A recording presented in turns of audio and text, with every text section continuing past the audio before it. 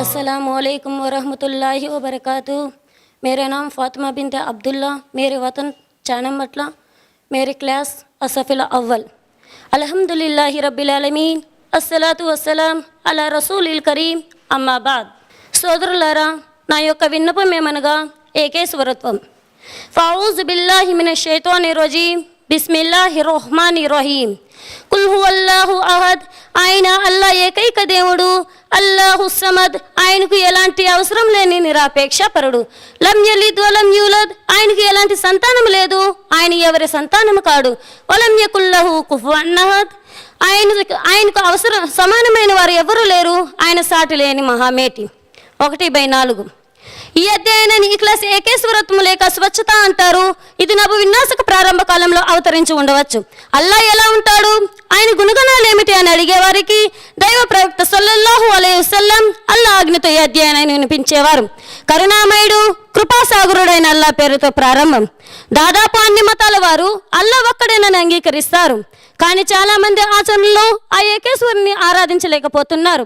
దానికి కారణం ఆ ఏకేశ్వరుని లక్షణాలను, గుణగణాలను నిర్వచించే సరైన ఆధారాలు గల సత్య పదాలను గుర్తించి అన్వేషించలేకపోవడమే. గత ప్రవక్తల ద్వారా వచ్చిన మత గ్రంథాలు అనేక మార్పులకు గురి కావడం వల్ల కూడా వారు ఆ ఏకేశ్వరుని, ఆయన అసలు లక్షణాలను గుర్తించలేకపోతున్నారు. అయితే ఆ గ్రంథాలు ఎన్ని ప్రక్షిప్తాలకు నిక్షిప్తాలకు లోనైనా ఇప్పటికీ అక్కడక్కడ కొన్ని సత్యపదాలు లేకపోలేదు. ఏకేశ్వరత్వాన్ని గురించి వేదాలలో ఏకో బ్రహ్మ ద్వితీయనేస్తి, అల్లా ఒక్కడే, ఇద్దరు లేరు. ఆ పరమేశ్వరునికి శరీరము కానీ క్షత్రియ రంధ్రములు కానీ లేవు. ఆయనకు సమానుడు కానీ ఆయనకు అధికుడు కానీ మరెవ్వరూ లేరు. అతడు సర్వకారణ భూపతుడు, సూర్యాది దేవులకు చంద్రునికి ప్రభు. ఆయనకి జనకుడు కానీ ఆయనకంటే అధికుడు కానీ మరెవ్వరూ కనబడు. ఎవ్వడు నన్ను పుట్టుకలేని వాణి గాను అనాథ రూపుణ్ణి గాను సమస్త లోకములో నీముగా నిగుముగా తెలుసుకునుచున్నాడు. అతడు మనుషుల్లో అజ్ఞానం లేనివాడై సకల పాపం నుంచి లెస్సగా విడువబడుచున్నాడు. గీతం 10.3.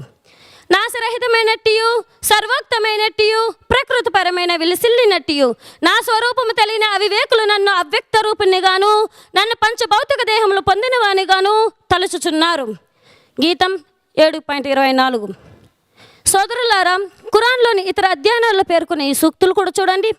వాస్తవానికి అల్లా ఒక్కడే, ఆయనకు కుమారుడు ఉన్నాడని అనడం తగదు. అలాంటి బలహీనతకు ఆయన అతిథుడు, ఎంతో పరిశుద్ధుడు. భూమి ఆకాశాలు ఉన్న సంస్థ ఆయనదే.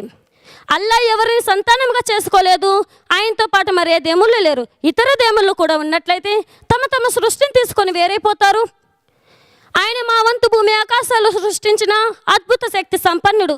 ఆయనకు అసలు భార్య లేనప్పుడు కొడుకులు ఎలా కలుగుతారు? చివరిలో నా యొక్క చిన్న ఉపన్యాసం ముగిస్తూ అల్లా మన అందరికీ తన యొక్క ఇస్లాంను అంగీకరించే మార్గం చూపని వేడుకుంటూ ఆమీన్ సుమామీన్. అస్సలాము అలైకుం వరహ్మతుల్లాహి వబరకాతుహూ.